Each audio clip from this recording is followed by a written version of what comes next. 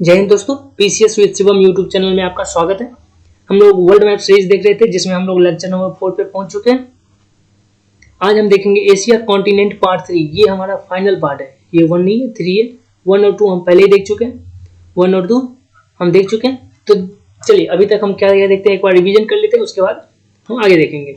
देखिए अभी तक मैंने आपको बता चुका हूँ इसके बाउंड्री के बारे में। नॉर्थ में आर्कटिक ओशियन, साउथ में इंडियन ओशियन, पूर्व में या ईस्ट में पैसिफिक ओशियन और पश्चिम में 5 चीजों के बारे में बताते हैं। ये यूराल माउंटेन, कैस्पियन सागर, काला सागर, ये भूमध्य सागर, ये लाल सागर।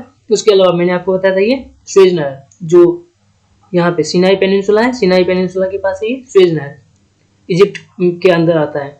लेकिन ये पार्ट कहाँ है? सिनाई पेनिनसुला एशिया में आता है। इसके अलावा जो देश 2 कॉन्टिनेंट में फैले हुए हैं वो कौन कौन से थे? ये रशिया कौन कौन 2 कॉन्टिनेंट में, 2 महादेश में? ये पहला तो यूरोप और उसके बाद रशिया। इसके अलावा देखिए यहाँ टर्की का कुछ पार्ट कहाँ है? ये थेरेस वाला पार्ट यूरोप में आता है। इसके अलावा इजिप्ट का कुछ पार्ट एशिया में आता है और ज्यादातर पार्ट कहाँ है? अफ्रीका में। ये इसको बोलते हैं सिनाई पेनिनसुला। इसके अलावा मैंने आपको बताया था ये पापुआ न्यू गिनी, ये लैंड से कनेक्ट करता है एशिया और किसको? ओशियानिया को। ओशियानिया में आता है पापुआ न्यू गिनी। और ये जो एरिया था इरियन जया, ये किसके अंदर आता है? इरियन जया। ये आता है इंडोनेशिया के अंदर, राइट। यहाँ तक आप बाउंड्री समझ गए होंगे। इसके अलावा मैंने आपको बताया था 2 लाइन, कौन कौन से 2 लाइन थे वो? ट्रॉपिक ऑफ कैंसर और इक्वेटर। इक्वेटर कितने देशों से गुजरती थी? 2 देशों से। और ट्रॉपिक ऑफ कैंसर 8 देशों से। इसको कर्क रेखा बोलते हैं, इसको भूमध्य रेखा बोलते हैं। देखिए भूमध्य रेखा यहाँ है, इक्वेटर कहाँ से गुजर रही है? ये मालदीव, छोटा सा देश, सबसे छोटा देश एशिया का। और ये इंडोनेशिया के किस आइलैंड से? सुमात्रा, बोर्नियो, सुलावेसी और छोटी छोटी कई आइलैंड से, राइट। इसके अलावा मैंने आपको बताया था ट्रॉपिक ऑफ कैंसर मतलब कर्क रेखा। देखिए कहाँ से गुजर रही है? Saudi Arab, UAE, Oman, then India, Bangladesh, Myanmar, उसके बाद चाइना और ताइवान। ये आपको क्लियर हो गया। इसके अलावा मैंने आपको सार्क के बारे में बताया था। सार्क में कितने देश हैं? 8। कौन कौन से देश हैं? अफगानिस्तान, पाकिस्तान, इंडिया, नेपाल, भूटान, बांग्लादेश, देन श्रीलंका और छोटा सा मालदीव। याद हो जाएगा। जब वो लेक्चर उस समय मैंने आपको डिटेल्स में थोड़ा चीजें बताने की कोशिश करी थी। अभी तो हम रिवीजन कर रहे हैं, अभी बहुत ज्यादा डिटेल्स में बता नहीं पाऊंगा मैं। देखिए इसके अलावा मैंने आपको बताया था आसियान के बारे में, association of south east Asian Nations. इसमें कितने देश थे? 10। Myanmar, Thailand, Laos, Cambodia, Vietnam, उसके बाद मलेशिया, सिंगापुर, ब्रुनेई, इंडोनेशिया और फिलीपींस। उसके अलावा मैंने आपको बताया था सेंट्रल एशिया कितने देश थे? 5। ये 5 देश किसके अंदर थे? पहले यूएसएसआर के पार्ट थे। 1991 में जब यूएसएसआर टूट गया शीत युद्ध के बाद, तब ये 5 देश स्वतंत्र हो गए। कौन कौन? Kazakhstan, Kyrgyzstan, Tajikistan, Turkmenistan, Uzbekistan. याद रह जाएंगे आपको। देखिए क्वेश्चंस यहाँ से बनते हैं। ऐसे भी अफगानिस्तान के साथ ये बॉर्डर शेयर कर रहा है, इसलिए आपको पूछने की पॉसिबिलिटी है कि अफगानिस्तान के साथ कौन सा बॉर्डर शेयर कर रहा है, कौन सा देश नहीं कर रहा है, राइट। या किसी के साथ भी पूछ सकता है। यहाँ पे मैंने एक अरब सागर के बारे में बताया था, कैपिटल और इसके साथ भारत का थोड़ा बहुत रिलेशन के बारे में भी बताया था, राइट। इसके अलावा मैंने देखिए आपको क्या बताया था, ये ईस्ट एशिया के बारे में। ईस्ट एशिया में कितने देश थे? 6। कौन कौन थे? ये पहला तो मंगोलिया, देन चाइना, उत्तरी कोरिया, दक्षिणी कोरिया, जापान और यहाँ पे ताइवान। मंगोलिया उलान बटोर, चाइना का बीजिंग, नॉर्थ कोरिया का प्योंगयांग, इसका सियोल, साउथ कोरिया का, जापान का टोक्यो और ताइवान का ताइपे। याद रहेंगे आपको। इसके अलावा देखिए मैंने आपको बस मैं 5 मिनट और लेना चाहता हूँ। क्या क्या बताया था एक बार रिवीजन कर लेते हैं, राइट। इसके अलावा मैंने आपको कुछ और चीजें बताई थी। देखिए यहाँ पे अरब सागर, बंगाल की खाड़ी, यहाँ पे अंडमान सागर, ये मलक्का स्ट्रेट, ये सुंडा स्ट्रेट, ये जावा सागर, यहाँ पे जावा सागर, उसके बाद ये तिमोर सागर, उसके बाद यहाँ पे सिलेक्स सागर, यहाँ पे एक सुलू सागर है, ये थाईलैंड की खाड़ी, साउथ चाइना सी, ईस्ट चाइना सी, देन यहाँ पे जापान का सागर मैंने बताया था आपको, जापान सागर, यहाँ पे पीला सागर, उसके बाद सी ऑफ ओखोट्स्क, यहाँ पे बेरिंग सी। ये चीजें आपको याद रखनी पड़ेगी। इसके अलावा कुछ और चीजें बताई थी मैंने आपको, क्या क्या था वो देख लेते हैं एक बार। माउंटेन के बारे में बताया था। माउंटेन यहाँ पे हिमालय, हिंदुकुश, ये तियानशान, ये कुल्लूनशान, ये अल्तुनशान। उसके अलावा यहाँ पे पामीर के पठार के अलावा यहाँ पे क्या था? टकला मकान, ये गोबी डेजर्ट। टकला मकान एक डेजर्ट है। उसके बाद यहाँ पे गोबी डेजर्ट, मरुस्थल बोल लीजिए, डेजर्ट को क्या बोलते हैं? मरुस्थल। यहाँ पे थार मरुस्थल है या डिजर्ट है। उसके अलावा मंगोलिया में एक मंगोलिया का पठार भी था। एशिया का सबसे बड़ा मरुस्थल कौन था? गोबी मरुस्थल या गोबी डिजर्ट। कहाँ पड़ता है? मंगोलिया और चाइना में, राइट। यहाँ पे मैंने आपको बताया था मंगोलिया का पठार भी है और कुछ और पर्वत के बारे में बताया था। यहाँ पे तो क्या था, ये सुमात्रा का जो है ये बड़ीसन पर्वत श्रेणी था। ये बोर्नियो आइलैंड पे क्या था, सेहवानीर। और ये यहाँ पे वियतनाम का जो एरिया है, ये यहाँ पे वियतनाम का जो एरिया है इसमें क्या था, अन्नाम पर्वतमाला। अन्नाम के अलावा और कुछ चीजें बताई थी मैंने आपको। इसके आसपास में था सयान पर्वतमाला और ये बरकोयांस्क। इतना चीज आपको क्लियर हो गई होगी। तो चलिए अब देखते हैं आगे। यहाँ पे देखिए, अब फिर से आते हैं। आज देखेंगे हम वेस्ट एशिया के बारे में। वेस्ट एशिया, देखिए वेस्ट एशिया काफी इंपॉर्टेंट है और काफी कंट्रीज हैं यहाँ पे, आपको सबको याद रखने पड़ेंगे। उससे पहले कुछ वाटर बॉडीज के बारे में देख लेते हैं। मैंने आपको बाउंड्री बताते समय भी बताया था, ये है कैस्पियन सागर। कैस्पियन सागर के चारों तरफ लैंड बॉर्डर है। इसी की वजह से इससे जो सटे देश हैं, इसके साथ जो बाउंड्री शेयर करते हैं, उस सबको लैंड लॉक्ड कंट्री ही माना जाता है। लैंड लॉक्ड के बारे में मैंने आपको बताया था। जो भूस्थलबद्ध देश है, लैंड लॉक्ड देश, इसका क्या होता है, ओशियन के साथ डायरेक्टली कनेक्शन नहीं रहता है, जिसके वजह से इसके पास शिप डायरेक्टली नहीं पहुंच पाते हैं, तो किराया महंगा हो जाता है थोड़ा, राइट। और दुनिया का सबसे बड़ा स्थलबद्ध देश कौन है? ये कजाकिस्तान है। उसके बाद मंगोलिया, राइट, ये भी याद रखिए आप। यहाँ पे देखिए ब्लैक सी, ये ब्लैक सी किस किस के साथ बॉर्डर शेयर करता है? इसके पास किस किस का बॉर्डर है? ये ब्लैक सी के पास किस किस का बॉर्डर है? टर्की, ये जॉर्जिया। उसके बाद ये कैस्पियन सागर के पास किस किस का बॉर्डर है? ये कजाकिस्तान, यहाँ पे छोटा सा पार्ट तुर्कमेनिस्तान का है, देन ईरान, यहाँ पे अजरबैजान, ठीक है। ये याद रखने पड़ेंगे आपको। ये भूमध्य सागर है, ये भूमध्य सागर का पार्ट सीरिया, इजराइल, फिलिस्तीन और ये सिनाई पेनिनसुला जो एशिया में ही आता है। पार्ट किसका है? इजिप्ट का है या मिस्र का है। यहाँ पे लाल सागर। उसके बाद ये गल्फ ऑफ एडन है। इसके बाद आपको पढ़ना पड़ेगा दो जल संधि काफी इंपॉर्टेंट। जैसे मैंने आपको बताया था मलक्का और सुंडा के बारे में। मलक्का कहाँ पर था? ये यहाँ पे, ये मलक्का है और ये सुंडा है। इसी तरह आपको यहाँ पे रखना, याद रखना है, यह है बाब अल मंडेब और ये है हॉर्मुज जल संधि। बाब अल मंडेब किस किस को कनेक्ट करता है? गल्फ ऑफ एडन को कनेक्ट करता है, लाल सागर। और ये जो हॉर्मुज है, हॉर्मुज की खाड़ी किसको कनेक्ट करता है? ये फारस की खाड़ी, ये है फारस की खाड़ी। ये जो छोटा सा वाटर बॉडी दिख रहा है, ये क्या है? फारस की खाड़ी, राइट। और ये क्या है? ये जो गल्फ ऑफ ओमान और फारस की खाड़ी, इस दोनों को कनेक्ट करता है, ये क्या है? हॉर्मुज जल संधि। और ये बाब अल मंडेब किस किस को कनेक्ट करता है? गल्फ ऑफ अदन की खाड़ी और ये रेड सी। ये क्या है? अदन की खाड़ी और रेड सी को कनेक्ट करता है। यहाँ तक आपको याद रहे। देखिए यहाँ पे जितने भी शिपमेंट आते हैं इस एरिया से, कहाँ से? ईरान से, कुवैत, बहरीन, उसके बाद कतर, यूएई, ये सब से जितने भी शिपमेंट आते हैं, इंडिया आए, पाकिस्तान आए या कहीं भी जाए, वो सब से ये काफी ज्यादा रुपया कमा सकता है। और चोक पॉइंट है ये, अगर ये बंद हो गया तो सारा शिपमेंट ही बंद हो जाएगा। इसके अलावा हॉर्मुज था, ये है बाब अल मंडेब भी, ये तो और ज्यादा इंपॉर्टेंट है। यहाँ पे एक है जिबूती। यहाँ पे सभी देश इसी की वजह से अपना अपना मिलिट्री बेसिस बना करके रखे हुए हैं कि अगर जरूरत पड़े तो उसका यूज किया जा सके। यहाँ पे क्या था? बाब अल मंडेब किस किस को कनेक्ट करता है? गल्फ ऑफ एडन और लाल सागर को, याद रखिएगा।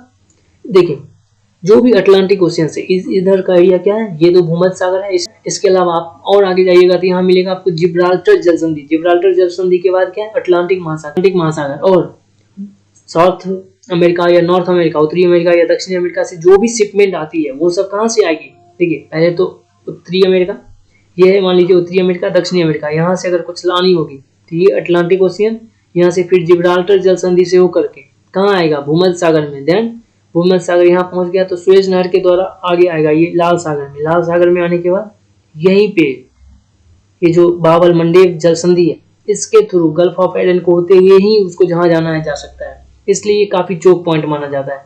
चोक पॉइंट मतलब जहां से व्यापार को आसानी से बंद किया जा सकता है, राइट। काफी स्ट्रेटेजिक लोकेशन बोला जाता है उसे। तो यहाँ तक आपको समझ में आ गया होगा। अब देखते हैं कंट्री को, एक एक करके याद रखिए कंट्री को। आप अपने मैप में आपको अच्छे से दिखेगा, इसमें शायद अच्छे से ना दिख पाए, याद कीजिए मेरे साथ। Turkey, Cyprus, Syria, Lebanon, Israel, फिलिस्तीन। उसके बाद ये जो पार्ट है, ये पार्ट है जॉर्डन का, जॉर्डन, और ये थोड़ा सा पार्ट कहाँ है, मिस्र में। सिनाई पेनिनसुला मैंने बताया था ना, सिनाई पेनिनसुला किसका पार्ट है, एशिया के अंदर ही आता है। हम एशिया पार्ट है तो इसको भी देख लेते हैं। जॉर्डन, मिस्र, मिस्र ज्यादातर कहाँ है, अफ्रीका में है, फिर से बोल रहा हूँ, लेकिन छोटा सा पार्ट इसका कहाँ है, एशिया में। तो फिर से एक बार याद कीजिए मेरे साथ, तुर्की, साइप्रस, सीरिया, लेबनान, यहाँ पे इजराइल, फिलिस्तीन, जॉर्डन, मिस्र। उसके बाद Saudi Arab, Yemen, Saudi Arab, Yemen, Oman, UAE. ऐसा ही याद कीजिए मेरे साथ, ऑर्डर में याद कीजिए, फिर से याद कीजिए।